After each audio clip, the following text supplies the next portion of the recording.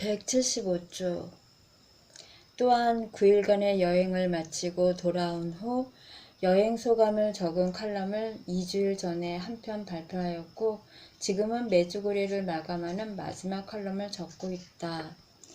이번 칼럼은 성모님께서 최근에 전하신 메시지에 초점을 맞추려고 한다. 그 전에 나는 나와 함께 메주고리를 다녀온 한 사람에 대해 잠시 이야기하고자 한다. 프랭크 프라밍고 주니어는 대마비, 척추의 병이나 상해에 의한 양다리 마비 환자이다. 그는 33년간 살아오는 동안 19년을 휠체어에서 보냈다. 그가 메주고리로 오게 된 이야기가 내게는 특별하게 들렸다. 프랭크의 부모인 프랭크 시니어와 욜란다는 셔프샤이드 비치의 이찬이고 그랜드 스트랜드에 살고 있다. 프랭크 시니어는 잠깐만 이야기해 보아도 그가 얼마나 행복하고 낙천적인 사람인지 금세 알아볼 수 있다. 또 욜란다는 언제나 조용하고 침착했다. 그들은 모두 교회와 가정에 헌신적이고 그들의 모습에서도 그러한 모습이 배어 나왔다. 그들이 메주고리를 방문하게 된 이야기가 내게 특별할 수밖에 없는 것은 그들이 메주고리를 알게 된 것이 바로 내가 적은 칼럼이었기 때문이다. 12월에 발표된 칼럼을 읽은 그들은 오하이오주 콜럼버스로 전화했다. 그곳에는 그들의 아들 프랭크 주니어가 살고 있다. 그리하여 그들은 메주고리를 방문하기로 결정하였고 우연히도 나와 같이 여행을 떠나게 되었다. 프랭크 주니어는 오하이오 주립대학 약학대학에서 연구원으로 일하고 있었다. 왜 메주고리를 방문하게 되었는지 나는 그에게 물었다. 혹시 그곳에서 병을 치료받을 수 있을지도 모른다는 생각을 하고 있는 것은 아닌지 조심스레 물어보았다. 그는 대답하기 전에 신중하게 생각하는 눈치였다. 아마도 나는 당신이나 다른 순례자들과 마찬가지 이유로 메주고리를 방문하게 되었을 겁니다. 나는 그곳에서 일어나고 있는 일에 대해 알아보고 싶었습니다. 그리고 영적으로 더 성장하고 싶기도 했습니다. 그가 잠시 말을 끊었다. 당신 질문에 대한 답은 아니오입니다. 나의 육체적인 병을 그곳에서 고쳐보려는 생각은 없습니다. 나는 그가 그곳에서 원하던 것은 다 얻은 셈이라고 감히 말할 수 있다. 그는 어린 목격 증인 중 하나인 비스카이의 따뜻한 환영을 받았다. 그녀는 프랭크 가족과 사진도 함께 찍고 그들 가족과 함께 기도도 해 주었다. 그리고 성모님께서 나타나시는 시간에 어린 목격 증인들과 함께 그곳에 머물도록 초대받기도 했다. 프랭크 프라밍고 주니어는 그가 메주고리에 도착하던 모습 그대로 휠체어에 앉아있어 떠났다. 그렇지만 그 역시 우리 모두들처럼 더욱 성숙해지고 더 행복해져서 그곳을 떠났다고 나는 감히 단언한다. 이제 성모께서 최근에 전하신 메시지를 적어보려 한다. 매주 월요일과 목요일은 특별히 청소년을 위한 메시지를 전하곤 하신다. 물론 그 지역 청소년뿐만 아니라 전 세계 청소년을 위해 메시지를 주시는 것이다. 성모님께서는 전 인류를 향해 사랑하는 자녀들이라고 부르시며 매번 메시지를 마치실 때는 나의 부름에 응답해줘 고맙다고 하신다. 3월 6일 목요일 저녁. 사랑하는 자녀들아, 나는 너희들이 하느님을 향하여 마음의 문을 활짝 열 것을 부탁한다. 그래야만 하느님께서는 여러분을 통해서 그분의 일을 성취하실 수 있다. 너희들 마음을 크게 열면 열수록 하느님 안에서 더 많은 은총의 열매를 맺게 될 것이다. 열심히 기도할 것을 다시 한번 당부한다. 3월 27일 목요일 저녁. 사랑하는 자녀들아, 너희들이 희생을 해주어 고맙다. 그렇지만 오늘 밤 더 큰 희생을 너희들에게 부탁한다. 사랑으로 서로에게 희생해라. 희생적인 사랑 없이는 나와 예수님을 받아들일 수가 없다. 또한 그러한 사랑 없이는 다른 사람들에게 아무런 영향도 주지 못할 것이다.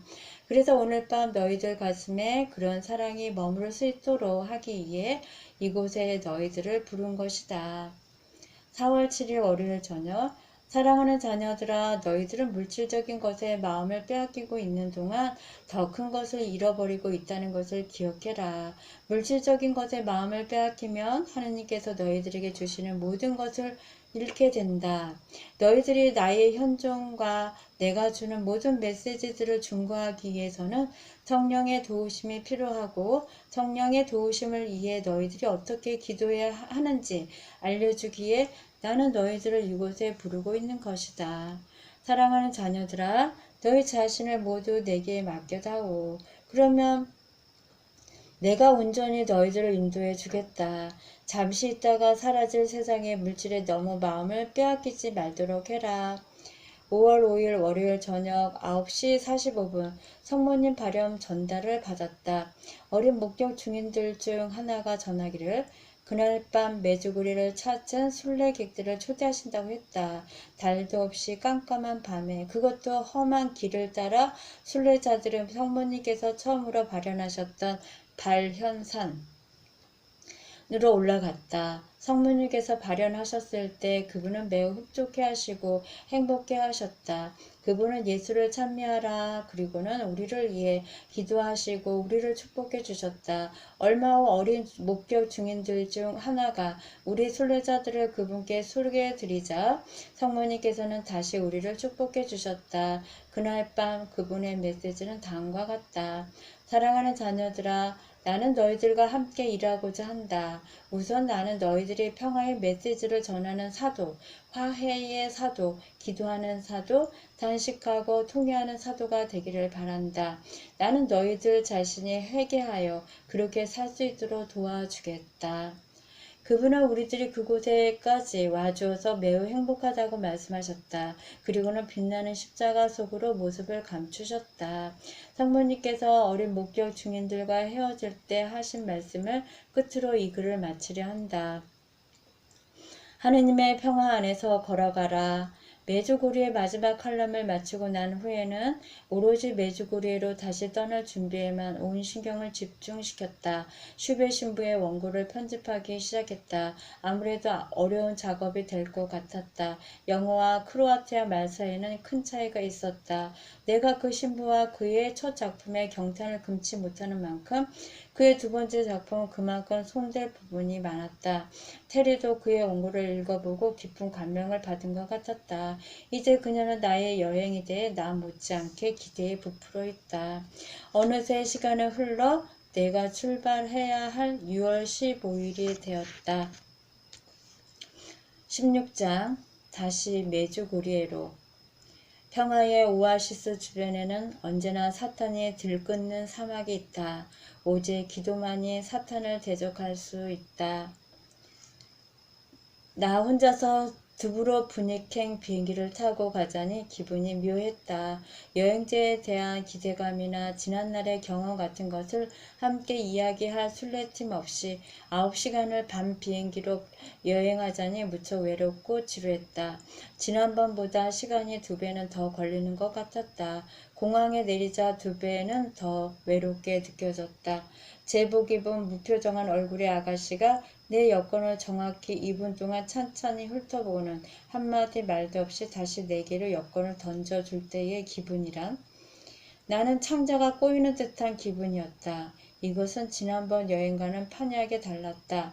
나더러 어디로 가서 무엇을 하라고 일러주는 사람도 없었고 다정한 얼굴들이 가득 찬 버스도 없었다. 내가 머무를 숙소도 물론 정해져 있지 않았다. 자동차를 대여해 주는 곳에도 지도 한 장 없었다. 겨우 비행기표를 알선하여 준 여행사에서 프랑스 르노 자동차를 예약해 주었다. 기어 넣는 법을 익히자 나는 떠날 준비를 했다. 나는 미국으로 돌아가는 길에 꼭 돌려주겠다는 약속과 함께 애건하다시피 해서 자동차 대여 업소 직원의 단 한 장밖에 없는 개인 지도를 빌릴 수 있었다. 그는 미국으로 가는 길에 꼭 돌려달라는 당부를 잊지 않았다. 마침내 비행장 주차장에서 빨간 자동차를 돌려 나오자 내 마음은 다시 흥분되기 시작했다. 물론 어느 길로 가야 하는지는 잘 몰랐지만 그런 건 별 문제가 안 되었다. 차를 몰고 가는 길에 나는 동승을 원하는 젊은이를 만났다. 혹시 메주고리로 가는 길을 알려줄지도 모른다는 생각을 하며 그를 차에 태웠다. 메주고리로 가는 길에 관해 내가 아는 것은 비행장으로부터 약 90마일 정도 떨어진 곳에 위치하고 있다는 것뿐이었다. 불행히도 젊은이는 영어를 한마디도 못했지만 두부로 분위기에서 그곳으로 가는 길을 손으로 정확히 가르쳐 주었다. 갈라지는 곳이 몇 군데 안 되었기 때문에 그 마을을 발견하기는 어렵지 않을 것 같았다. 마음의 여유가 생기자 아드리아 해변의 아름다운 경치가 눈에 들어오기 시작했다. 바위 벼랑 아래 조그만 마을들이 옹기종기 모여있는 해안선은 햇볕을 받아 유난히 반짝이고 있었다. 나는 지금 하늘나라의 한쪽 귀퉁이로 돌아가고 있는 중이다. 메주고리에는 자동차 대여업소 직원이 빌려준 달아 빠진 지도에도 없었다. 그러나 메주고리에서 20마일 떨어진 곳에 위치한 모스타라는 도시는 지도에 나타나 있었다. 1시간 정도 해변을 따라 운전을 하고 나니 그쪽 지방으로 가는 길로 들어서게 되었다. 메주고리가 가까워질수록 나는 점점 더 흥분하였다. 공항에서 떠난 지 2시간 반 정도 지나자 마침내 익숙한 모습들이 눈에 들어오기 시작했다. 차트룩에 도착한 것이다. 치트룩. 나는 지난번에 묵었던 곳으로 곧바로 차를 몰았다. 나를 알아보고 놀라는 여주인에게 나는 며칠 묵어갈 방을 부탁하였다. 여주인은 3일밖에 쓸 수 없다면 미안해 하였다. 나는 지난 5월에 왔을 때 만난 사내를 생각해내었다. 조그만 사업도 하며 여행자 숙소를 짓고 있는 사내였다. 내가 다시 그곳을 방문하여 숙소가 필요하면 자기를 찾아달라고 말했던 적이 있었다. 나는 다음날 그를 찾아보기로 마음먹었다. 1시 앞의 교회로 가고 싶었다. 마을과 그곳 사람들의 평화와 보호 속에 안기고 싶었다. 나는 재빨리 짐을 내려놓고 메주고리로 향한 익숙한 길을 따라 차를 몰기 시작하였다. 이후 크리자바 산이 눈에 들어오자 내 가슴은 요란하게 뛰기 시작했다. 그리고 이곳으로 다시 보내주신 하느님께 큰 소리로 감사를 드렸다. 그러나 나의 행복도 다음 모퉁이를 돌자 그만 끝이 나고 말았다. 푸른 등을 차 이에 얹은 하얀 경찰차가 길 옆에 서 있었다. 차 옆에는 커다란 푸른색 글씨로 멀리시아라고 적혀 있었다. 이곳 경찰들은 아무 이유 없이 차를 세우곤 했다.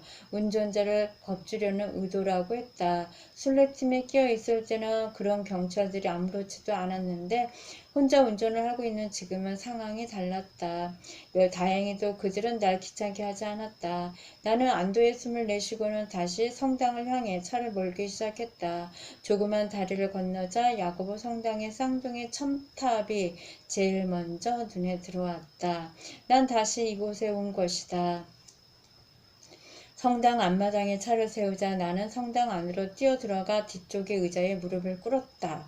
그 순간의 느낌을 무어라 표현할 수 있을까? 이곳 사람들 틈에 다시 돌아오게 된 것이 그저 좋았다. 메주고리의 특유의 소리들을 다시 듣게 되어 좋았다. 지난번 여행 때 알게 된 친숙한 얼굴들을 다시 만나게 되어 좋았다. 그리고 이곳을 방문하게 된 엄청난 특권을 누리고 있는 순례자들 틈에 다시 있게 되어 좋았다. 검은색 옷에 검은색 미사포를 쓴 나이 드신 부인들이 성모상 주위를 무릎으로 돌고 있었다. 그분들의 입에서는 쉴 사이 없이 뜨거운 기도가 흘러나오고 있었다. 이 마을을 변화시키고 그리고는 이곳을 찾는 사람들을 변화시켜온 바로 그 거룩함, 그 뜨거운 헌신이 다시 한번 내 가슴에 흘러넘쳤다. 시간은 오후 4시가 조금 지나갔다. 매일 오후 6시에 시작되는 기도회와 미사에 참석하러 온 사람들이 이미 교회로 찾아들고 있었다. 미국의 많은 교회들이 신자들에게 와달라고 부탁해야 하는 현상과 비교해 볼 때 놀라운 일이 아닐 수 없었다.